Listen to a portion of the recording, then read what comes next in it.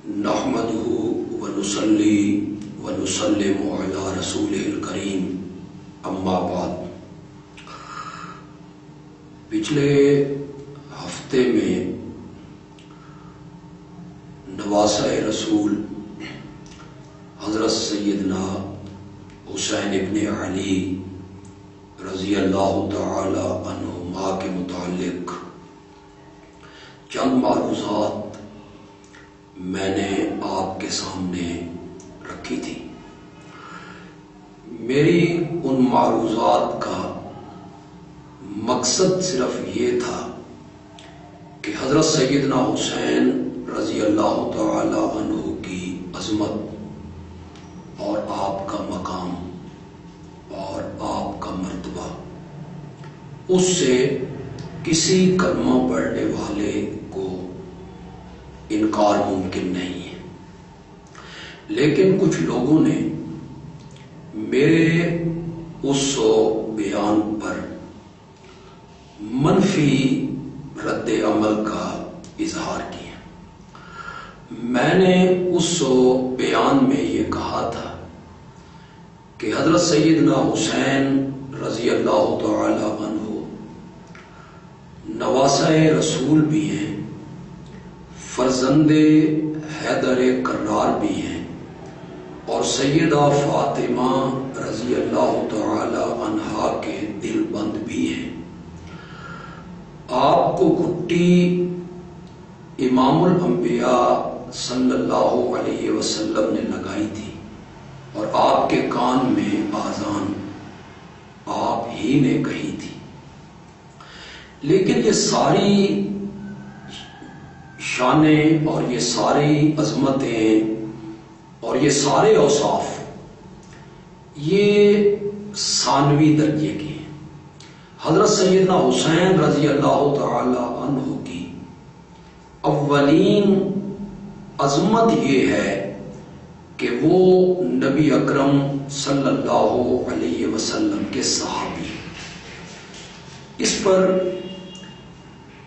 کسی صاحب نے یہ اعتراض اٹھایا کہ نہیں، ان کا صحابی ہونا یہ ان کا مقام اور عظمت نہیں، بلکہ ان کا نواسۂ رسول ہونا اور اولاد پیغمبر ہونا یہ اصل ان کی عظمت اور یہ ہے اصل ان کا مقام۔ میں ان صاحب کے نیت پر تو شک نہیں کر سکتا، شاید انہوں نے یہ جملے لا علمی کی بنا پر کہے ہوں یا جذباتی عقیدت اور محبت کے تحت انہوں نے یہ سب کچھ کہا ہو۔ کیا امام الانبیاء صلی اللہ علیہ وسلم نے حجۃ الوداع میں یہ نہیں فرمایا تھا کہ کسی عربی کو اجمی پر اور کسی اجمی کو عربی پر اور کسی گورے کو کالے پر اور کسی کالے کو گورے پر کوئی فضیلت حاصل نہیں ہے؟ فضیلت کا معیار جو ہے وہ تقوی ہے۔ قرآن پاک نے واضح طور پہ کہا کہ فضیلت کا معیار حسب و نسب نہیں ہے، بلکہ فضیلت کا جو معیار ہے وہ تقوی ہے۔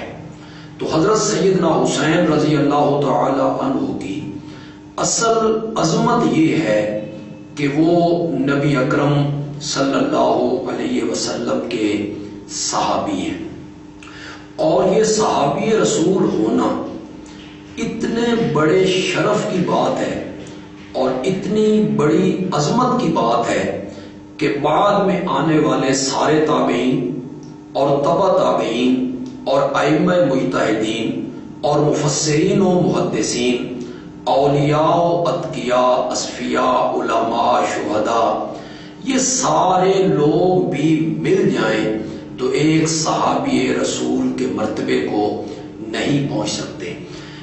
نبی اکرم صلی اللہ علیہ وسلم نے فرمایا، من رآنی او رآ من رآنی فقد حرم اللہ علیہ النار، او کما قال النبی صلی اللہ علیہ وسلم۔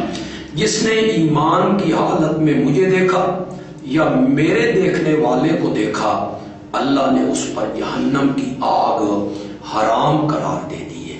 صحابہ کی عظمتوں سے پورا قرآن بھرا پڑا ہے، لیکن کچھ لوگ حضرت حسین کے صحابی ہونے کو عظمت کا معیار اس لیے نہیں مانیں گے کہ پھر انہیں دوسرے صحابہ کی عظمتوں کا بھی قائل ہونا پڑے گا۔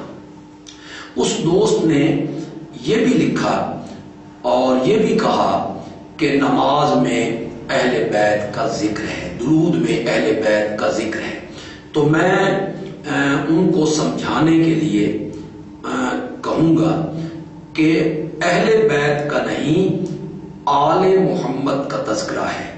آپ لغت کی تمام کتابیں اٹھائیں، عربی لغت کی کتب نے آل کا مفہوم کیا بیان کیا ہے؟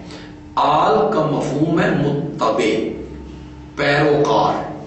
جو پیروکار ہوتے ہیں، جس کے پیروکار ہوتے ہیں، اسے ان کی آل کہا جاتا ہے۔ قرآن پاک میں جب آل فرعون کے غرق ہونے کا ذکر کیا پہلے پارے میں، تو فرمایا وَأَغْرَقْنَا آلَ فِرْعَوْنَ، ہم نے فرعون کی آل کو غرق کر دیا تھا۔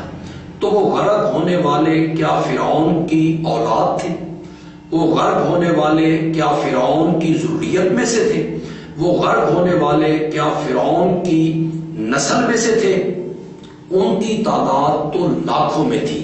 یہاں تمام مفسرین نے لکھا ہے کہ آل فرعون سے مراد ہیں فرعون کے پیروکار اور فرعون کے متبع۔ اسی طرح درود میں جو آل محمد کا ذکر ہے تو اس سے مراد ہر وہ آدمی ہے جس نے نبی اکرم صلی اللہ علیہ وسلم کی اتباع کی، آپ کی اطاعت کی، آپ کی فرما برداری کی اور آپ کے احکامات کی نافرمانی نہیں کی۔ تیسری بات جو میں یہاں کہنا چاہوں گا وہ یہ ہے کہ یزید اور حسین کا لوگ تقابل کیوں کرتے ہیں؟ کیا وجہ ہے کہ جب بھی یزید کا ذکر ہو جائے تو مقابلے میں حضرت حسین کو پیش کر دیا جاتا ہے؟ اگر یہ پوری دھرتی اور پوری زمین یزید جیسے لوگوں سے بھر جائے تب بھی حضرت سیدنا حسین رضی اللہ تعالی عنہ کے مقام اور مرتبے کا جو مقابلہ ہے وہ نہیں ہو سکتا ہے۔ محمود عباسی صاحب نے اپنی کتاب خلافت معاویہ و یزید میں یزید کو رضی اللہ تعالی عنہ لکھا ہے، یہ ان صاحب کا کہنا ہے۔ ہم نے اس کتاب کو مطالعاتی نظریے سے پڑھا ضرور ہے، ہمیں اس پوری کتاب میں یزید کے ساتھ رضی اللہ تعالی عنہ کے الفاظ نظر نہیں آئے۔ اگر ان صاحب کے پاس کوئی حوالہ ہے اور یہ کتاب ان کے پاس موجود ہے تو وہ اس کا صفحہ نمبر ہمیں بھیجیں۔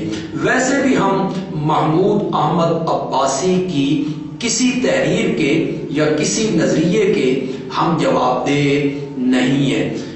آپ کی معلومات کے لیے عرض ہے کہ یزید کی جو پیدائش ہے وہ 22 ہجری میں ہوئی ہے، جب حضرت سیدنا فاروق اعظم رضی اللہ تعالی عنہ کا دور خلافت تھا۔ جو آدمی نبی اکرم صلی اللہ علیہ وسلم کے انتقال کے 11 یا 12 سال بعد پیدا ہوتا ہے وہ صحابی کا مرتبہ کیسے حاصل کر سکتا ہے؟ وما علینا الا البلاغ المبین۔